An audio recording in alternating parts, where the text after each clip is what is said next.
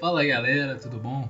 Estamos aqui no retorno incerto, mas que ocorreu para o segundo episódio aí da temporada de filmes. E vamos aí, um filme hoje reflexivo, né? Como foi o primeiro, Na Natureza Selvagem. Um tema um pouco mais atual, um pouco mais complexo, mas é muito interessante. E se tem mais detalhes aí para nós, meu amigo Senna, dá um oi aí pra galera. Hoje nós estamos aqui com o Senna, nós estamos aqui com o Rodrigo também, né, Rodrigo? Opa, galera. Oi, ó. Fala aí, Senna, vamos lá. Por que pareça, nossa média de episódio tá grande, hein? Porque a gente fez tem pouco tempo um episódio, tá outro agora. Tá esquisito, hein? Acho que é um presságio pro apocalipse. Estamos aqui com um filme maravilhoso, mas ao mesmo tempo foi angustiante. A Caça. Um filme dinamarquês, dirigido por Thomas Vinterberg e protagonizado por Mads Mikkelsen.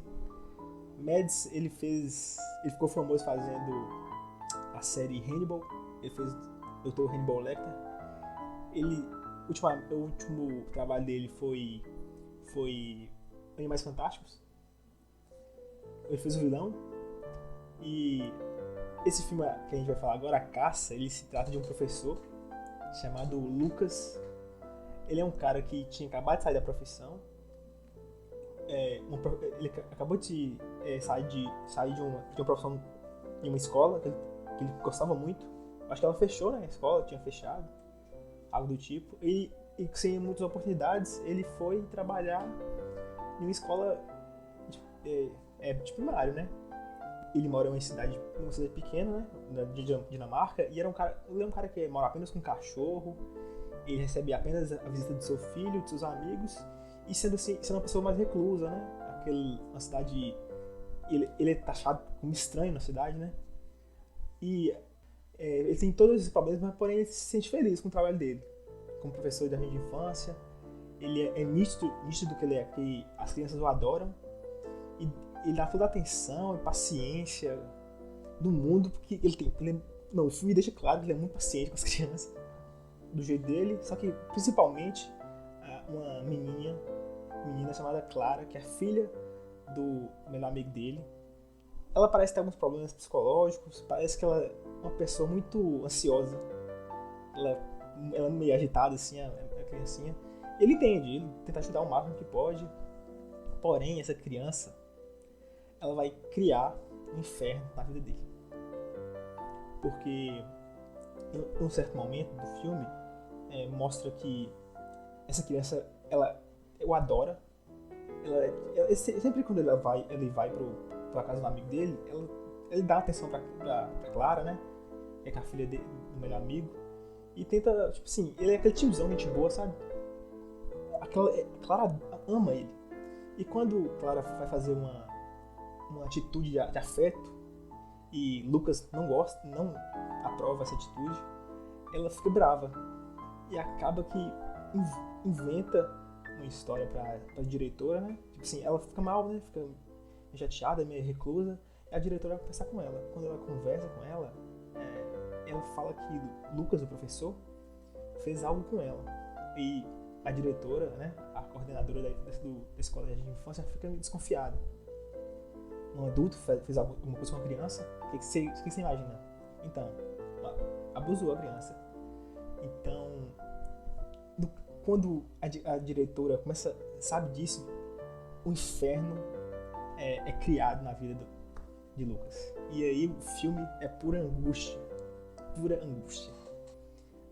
O filme se passa da situação. O filme é praticamente todo falando sobre a situação que Lucas vai passar por toda a investigação, o processo, e principalmente todo o julgamento que a cidade vai fazer com ele. Porque é uma cidade pequena, você imagina. Eu não moro em cidade pequena. Eu sei que o pessoal faz aí, eu nem querendo, eu tô nem a fim de saber, eu fiquei sabendo de tabela. Imagina uma cidade pequenininha da Dinamarca, um inferno, cara. A vida do cara vira um inferno. E, pra mim, Mads Mikkelsen faz a melhor atuação da carreira dele, disparado. Ele fez muito bem em Hannibal, eu terminei Hannibal é muito bom.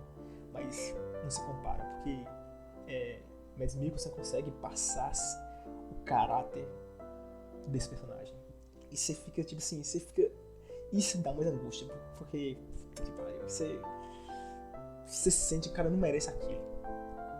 E outra, ele, no filme, no começo, quando começa os julgamentos, né, que ele é taxado como abusador e tal, e ele não sabe do que ele tá sendo acusado. Então ele fica, tipo assim, perdidaço. Cada movimento que ele faz fica parecendo que ele é culpado. Isso aí é a pior parte do filme. Não, a pior em relação à angústia que a gente sente, mas o diretor consegue passar isso maravilhosamente bem. Pois bem, meus amigos, alguns pontos aqui para destacar. O Senna resumiu bem aí o filme. Eu não sabia que era o diretor do Druk, né? Que eu gostei muito também, né? Esse cinema dinamarquês tem tido uns filmes muito bons mesmo, né? Enfim, esse filme é a palavra que o Senna usou que resume mesmo. Ele é um filme angustiante mesmo. Sobre a garotinha, tá? Né? Sobre como ela constrói essa ideia, né?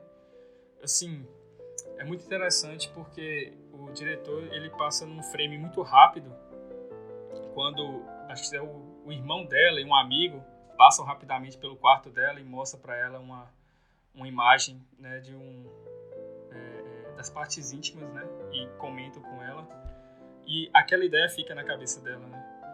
E aí ela gostava muito do Lucas, né? E aí quando ela tenta ter uma atitude mais afetuosa com ele e ele a reprime, né? Ela junta as coisas, né? Ela parece a criança mesmo que tem esses distúrbios, né? E ela repete várias vezes durante o filme que ela esquece as coisas, né? Mas ela consegue perceber o que é ruim e o que é bom, né? E ela consegue perceber que com aquela ação ela atingiria o Lucas de alguma forma. Viriam consequências, né? Nossa, e o diretor ele é muito hábil mesmo na construção de toda essa situação, né? Porque assim, as coisas vão acontecendo paulatinamente, né? Bem devagar. E primeiro a diretora ela conversa com o Lucas e tal, não, vamos resolver isso aqui. Depois vai um psicólogo conversar com a criança. Depois ele procura o pai para conversar. Depois as coisas se espalham, todo mundo fica sabendo. Então assim, como as coisas são construídas assim, né, bem devagar, então vai ficando mais angustiante. Não tem como não se colocar na situação do Lucas, né, porque é uma situação muito é uma questão muito sensível, né? Muito sensível essa questão que envolve a criança, que envolve abuso sexual em geral, e é um tema muito sensível.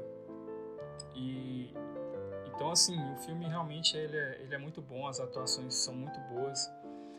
Eu não sei vocês, mas o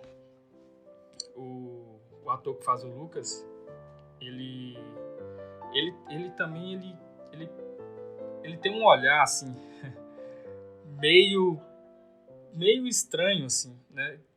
Ele tem sei lá, uma feição meio estranha. Você acha que ele é meio psicopata? Assim, sim, cara, ele tem esse olhar, né?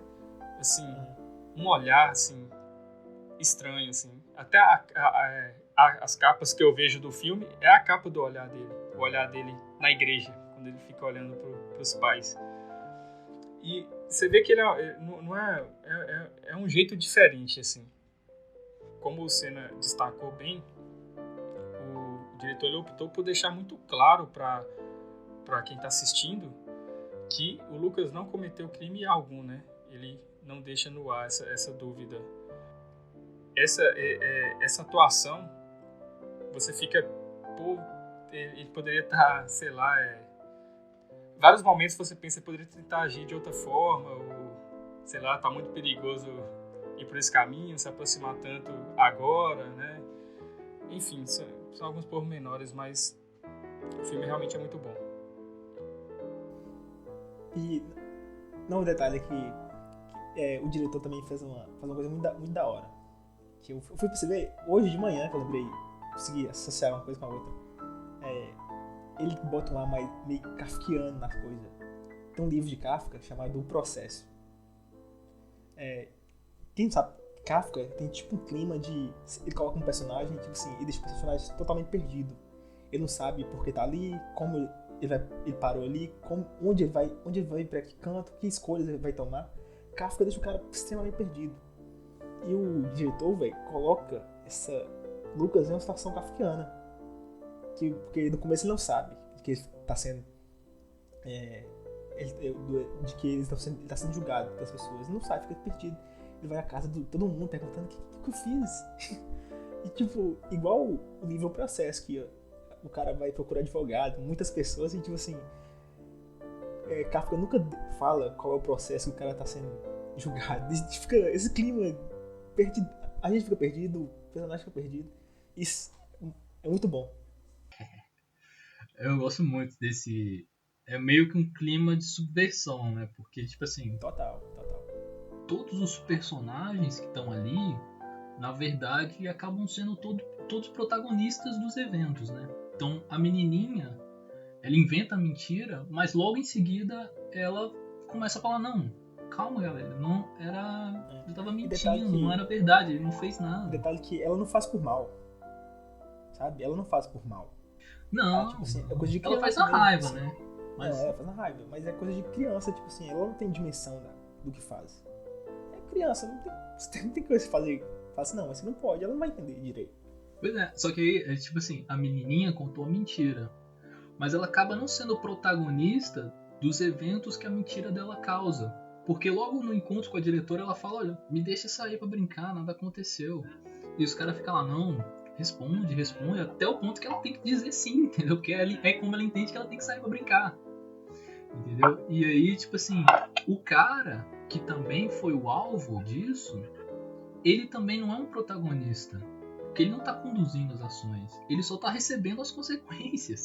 Elevado. Como uma situação kafkiana. O cara é elevado pra situação. Exatamente, entendeu? Então eu gosto muito desse clima de subversão ao ponto de, tipo assim, você quer contar toda a história pro cara do filme. Você quer parar o filme lá e contar pro cara o que tá acontecendo. Isso é muito legal, entendeu? E tipo assim, e você começa a torcer. É o que o Tarantino, por exemplo, falou do Coringa. O Tarantino falou que achou genial no Coringa a parte da entrevista dele. Porque ele assistiu no cinema e ele viu todo mundo torcer para o Coringa. Pro Coringa matar o cara. Ele falou que teria gente que sairia do cinema com raiva se o Coringa não tivesse matado o cara. Então esse é o clima de subversão, onde você torce pro mal. E pô, sei lá, pode ter sido só eu, mas o que eu torci pra aquele cara arregaçar aqueles malucos do supermercado, pô, foi brincadeira. Descer-lhe a porrada, pô. O cara, ele entra no supermercado, faz uma feira normal, o cara, assim, vai levando soco das pessoas que estão dentro do supermercado de graça, só porque eles colocaram um estigma nele, o pessoal tá levando aquele, tipo, não, um estigma de abusador de criança. Isso é extremamente pesado. Muito difícil quando você é acusado disso, é muito difícil de associar uma coisa com a outra. Porque é muito forte, é um peso muito gigante que coloca nas suas costas. Mas eu percebi que eu tava torcendo pro cara, tipo, fazer uma coisa ruim quando ele tava sangrando no estacionamento, os caras ainda estavam jogando coisas nele. Aí eu falei, não, mas caralho, tipo assim, o cara tá sendo maior do que eu, porque ele não tá revidando, porque ele sabe que, tipo assim, a certa altura, se ele for lá e fazer exatamente o que os caras estão fazendo com ele, ele não ganhou a guerra, entendeu? Tipo, ele meio que perdeu a razão tanto quanto os caras. Então, tipo assim, pô, que foda, entendeu? O cara tá sendo maior do que eu, telespectador. Que tecnicamente eu deveria estar calmo na situação. Eu tenho todas as informações do filme e o cara tá sendo maior do que eu, tá ligado? Era pro cara tá muito mais desesperado que eu. O diretor mostra que o cara é uma pessoa muito boa. Ele tem certeza que ele é bom, entendeu? Isso eu achei muito foda, entendeu? Tipo assim, da criança passar, tipo, ela mente no filme em uma cena. O resto do filme inteiro ela passa meio que falando, não, eu não fiz. Aí a galera, você tem certeza? Ah, tá bom, ele fez, entendeu? Tipo assim, ela mentiu uma vez no filme. Ela tenta, né? Ela fala com a mãe dela, ela tenta falar que foi só uma mentira, que ela inventou aquilo. E as pessoas começam a falar, não, você não precisa, né, dizer nada, a gente sabe o que aconteceu, né? Se dá um grande valor para o que a criança disse, né? Mas como a situação mesmo demonstra, ela poderia estar mentindo, né? E um crime sem testemunha, né? Aí complica pro lado do Lucas, né? Não, e é muito difícil, né, cara, parar pra pensar, pô, como que esse cara vai conseguir provar que ele não fez, né? É muito complicado, assim. E o filme, ele tem uma questão muito interessante, que ele poderia muito bem caminhar para um filme de tribunal, né? Defesa e tal, e juiz, e ele não vai por esse caminho. É bem o que o Rogato salientou mesmo. O Lucas sai de cena e ficam os outros personagens, né, os ditos coadjuvantes, vivendo essa situação, né, do Lucas também, né, a família, o filho, os amigos que acreditam nele, né, tem pessoas que acreditam lá no caráter do Lucas, né? E assim, a gente está falando assim, também do ambiente que foi escolhido para se passar o filme, como vocês disseram, que é uma cidade pequena, né, onde todo mundo se conhece os familiares, aquele ambiente, né. Então, nessa cidade pequena, todo mundo se conhece, só um cara acredita nele, né? E o filho, né? Essa proximidade faz com que as pessoas reconheçam ainda mais, né? Aquela figura de abusador e passem a atacá-lo. Porque ele já era taxado como estranho, né? Na cidade. O cara mora só com cachorro. O cara tem, assim, relação péssima com a família, divorciou. E tá uma guerra aí com a guarda do filho. E o cara mora numa casa gigante também, né? Grande pra ele. Só ele e o cachorro. Então. E o cara, tipo assim, ele é um bom professor e tá numa escola de jardim de infância. Então, o cara é totalmente estranho. E já tinha esse estigma nele. Ainda, o povo já. Assim, você falou que o filme não é um filme de tribunal, mas nem precisa, porque ele já foi julgado, culpado. O tribunal é esse, né? É o público, né? É a voz pública, né? Isso que eu acho interessante, né? Porque ao mesmo tempo que o contexto do filme afasta a gente dele, a filosofia aproxima a gente dele, né? Por quê? Porque por mais que ele retrate uma mentalidade de uma cidade pequena, é a mentalidade de hoje que a imagem é muito importante, né? E ao ponto que, assim, eu acho que a gente não tem mais uma personalidade individual, tá ligado? Tipo, o Rodrigo não é só o que o Rodrigo quer, o Senna não é só o que o Senna quer, o Rodrigo é o que o Rodrigo quer, mais as expectativas que ele tem que atender, entendeu? O Senna é o Senna que ele quer ser, mais as expectativas que ele tem que atender, seja da família, dos amigos, entendeu? E, às vezes, as expectativas até superam, e se não superam muito, dentro de você, aquilo que você deseja para você mesmo, né? Ao ponto que, tipo assim, por exemplo, imortalidade, que antes pensava-se na imortalidade, poxa, eu vou fazer uma coisa e vou ser imortal. Só que qual que é a parada da imortalidade? Que virou antigo, né? Virou antiquado. É que a imortalidade é vivida depois da morte. Pera aí. Eu vou ser famoso pra caralho e não vou receber nada disso? O cacete, não vou ser imortal nada, eu vou ser famoso. Que é mais legal, eu vivo em vida a fama. Entendeu? Aí a bondade deixou de ter importância em prol de ser bem visto. A bondade virou o bem visto. A imortalidade virou a fama, né? A honra virou a boa crítica, né? Você não precisa ser honrado. Você precisa que as pessoas te elogiem. Ter moral, pode ser. Entendeu? Então, assim, é uma mentalidade muito em voga. Do quanto que você é definido, do quanto as expectativas das pessoas te mudam e do quanto o social, às vezes, te torna uma coisa, te joga em lugares que você não deseja estar, mas você não tem controle. Como que você vai ter controle nos dias de hoje disso? É interessante que a gente falava do contexto ali do ambiente, né? Que aí ele sofreu muito diretamente, assim, por, né, assim, estar próximo das pessoas, uma cidade pequena e tal. Vocês vão de concordar que se fosse uma cidade grande, talvez, né, ele não seria reconhecido em algum estabelecimento, coisa. Só que quando o Rogato fala dos dias de hoje, as redes sociais fizeram com que a gente se aproximasse muito de todo mundo, né? Mesmo estando distante. Então vive-se esse contexto de pequenas cidades, né? Assim, vou dizer assim, comunidade de pessoas, né? Então hoje, se ocorre alguma coisa do tipo com qualquer um de nós, mesmo estando numa grande cidade, você vai sofrer muito por ser essa figura pública ali na rede social e ter tantas pessoas próximas de você, né? E sofrer muito, né? Assim, porque amplifica-se muito, né? O acesso a você é muito fácil, né? E é muita gente. Isso começa muito com o cancelamento de hoje em dia, né, velho? Porque, tipo assim, isso é uma ferramenta muito perigosa. Muito perigosa. Que já mostrou aí várias vezes, assim, lógico, já teve cancelamento justo, beleza, mas teve alguns exageros. Sim. Por trás desse cancelamento tem uma pessoa, ele errou, essa pessoa errou. Talvez você tenha que dar um tempo pra ele se corrigir, né? Exato. Deixar a pessoa ressocializar. E no cancelamento, às vezes a pessoa não dá uma brecha.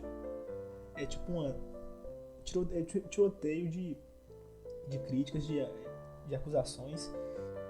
Nenhuma pessoa é culpada de ter transitado e julgado. E esse povo me enche o saco pra caramba. Pelo menos meus professores teve, ainda bem, né? Eu acho que isso é maravilhoso. Eles encheram o saco com isso. Ninguém é culpado a pessoa ter o julgamento completo, né? Tem todo o trâmite passado ali. E as pessoas não sabem disso. Assim, eu não culpo as pessoas, assim, a maioria. Porque eles não sabem, eles não têm noção. Só quem realmente faz direito ou tem um conhecimento sobre o direito.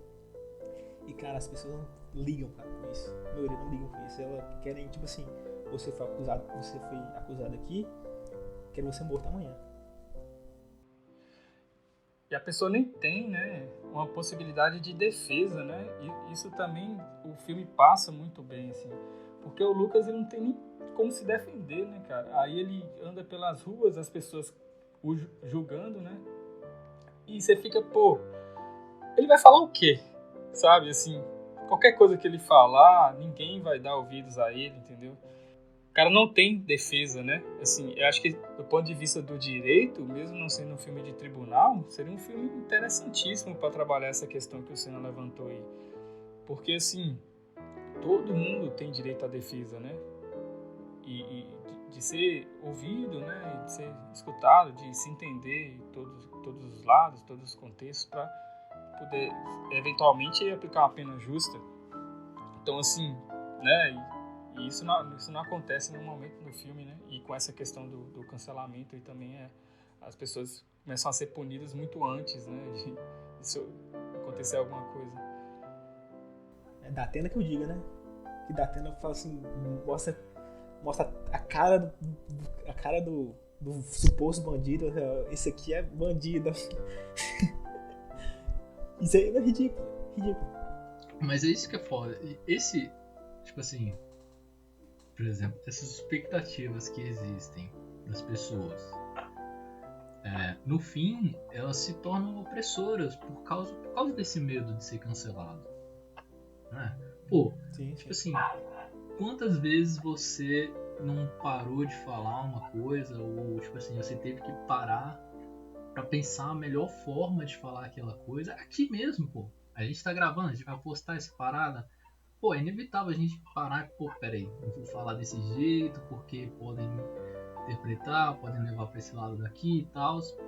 Então, essas expectativas, elas estão se tornando cada vez mais opressoras, porque elas estão cada vez mais agressivas. As pessoas estão tendo menos paciência para pedir explicações.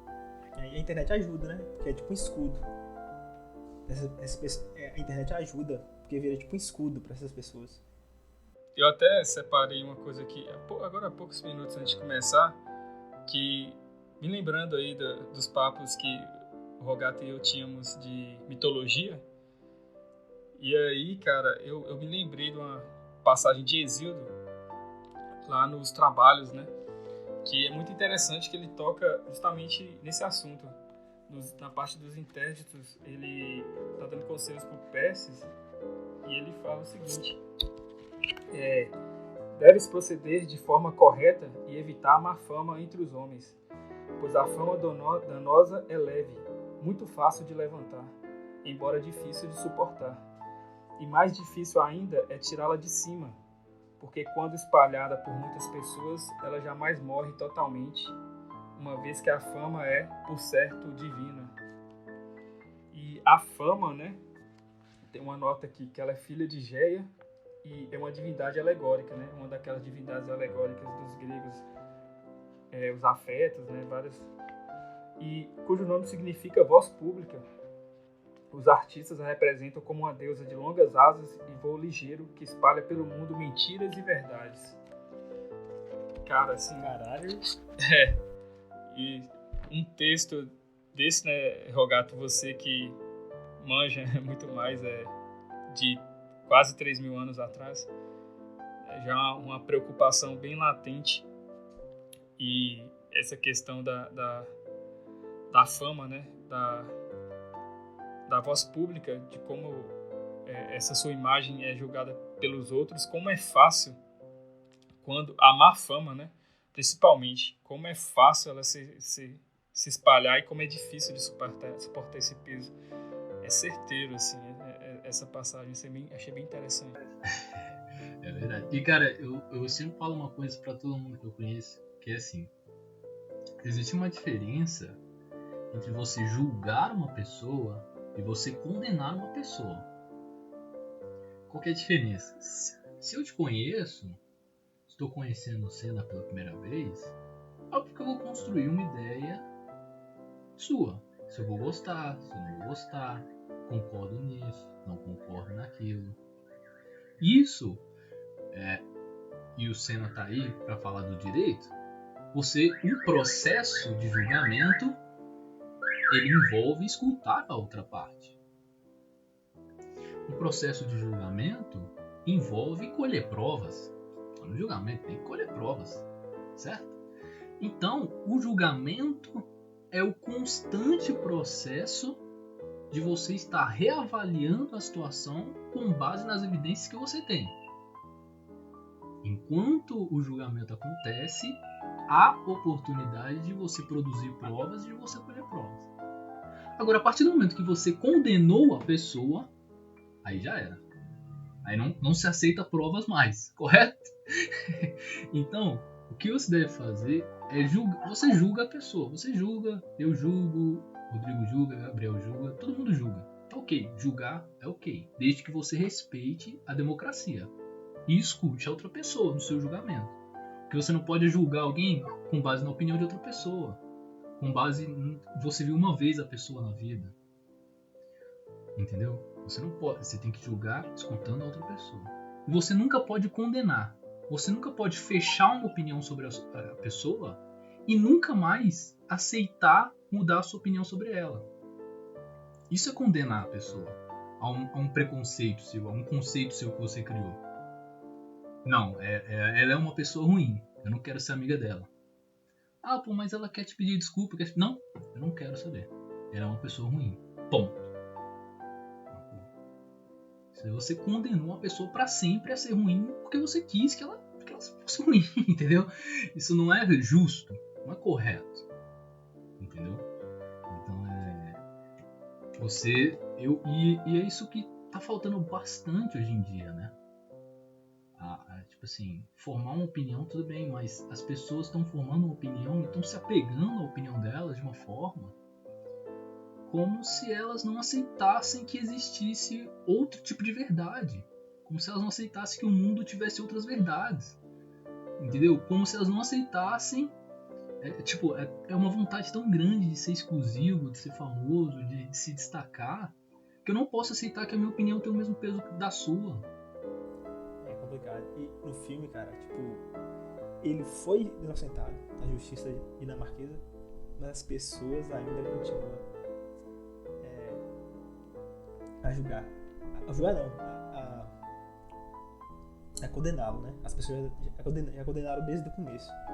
E no final do filme, cara, meu Deus do céu, aquele cara foi ainda. Ele tentou, tipo, ajudar a Clara, né? A criança. Aquele momento ali que ele encontra a Clara e, tipo assim, aquilo que a gente falou de a gente pensar duas vezes na hora de falar, ele viu ela tendo dificuldade ali, né? Bem no fim do filme. Que ela tá ali, ela, pô, eu não consigo passar pelas linhas, tal, tem muita linha, como que eu vou passar sem pisar em uma, né?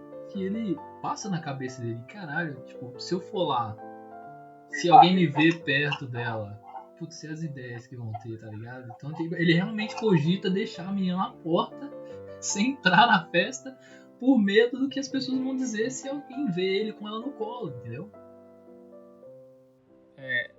Essas duas partes que vocês citaram, não sei a visão de vocês, mas pra mim elas são muito simbólicas, assim, pro filme, sabe? Tanto essa parte da Clara, né? Que aí é meio que a situação já se resolveu, né? O Lucas já foi aceito de volta, né? Na sociedade, enfim. E aí ela para ali e fala, nossa, e agora eu não sei mais. Ela para, né? E ele para, ela não diz nada, e ele fala, eu sei o que você tá pensando. Vai ser difícil entrar com tantas linhas assim, né? Ela pensa a mesma coisa. Como é que a gente vai fazer para passar por essas linhas, né?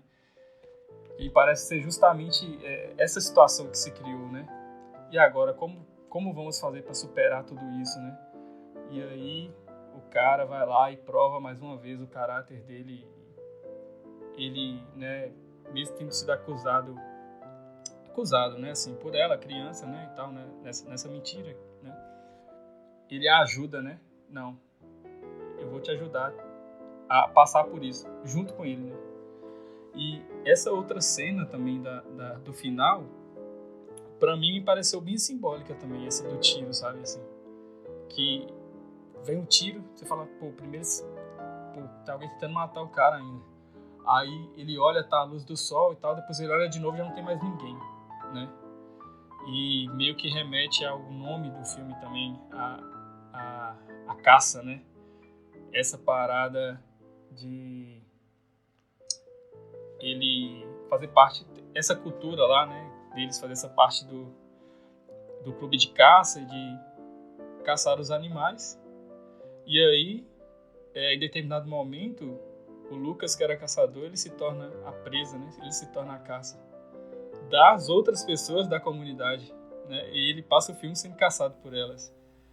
É muito interessante essa parte simbólica aí do filme. E o diretor também teve um bom senso, que ele mostra que o filme é um caso isolado de injustiça, de abuso sexual.